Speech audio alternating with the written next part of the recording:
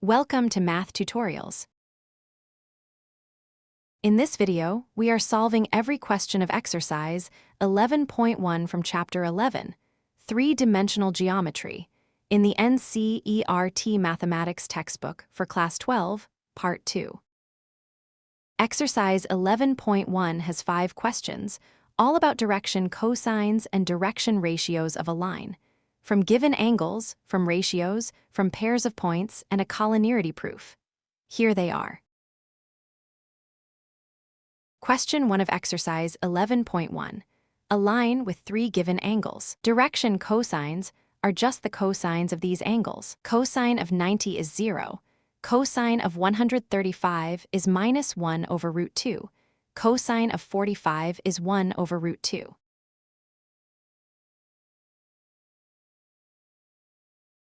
Question 2. All 3 angles equal. The squares of the cosines must sum to 1. With L equal m equal n, the identity L squared plus m squared plus n squared equal 1 gives 3L squared equal 1.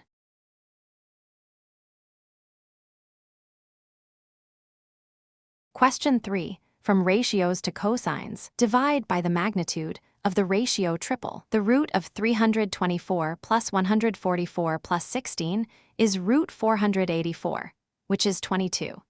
Dividing each ratio by 22. Minus 9 over 11, 6 over 11, minus 2 over 11.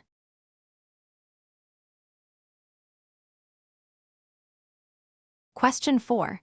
Collinearity through direction ratios. Proportional ratios along AB and BC will do it. A B has direction ratios minus 3, minus 5, minus 3. BC has 6, 10, 6.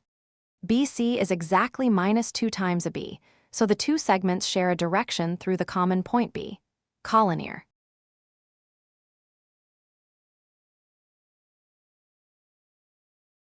Question 5, the last of exercise 11.1.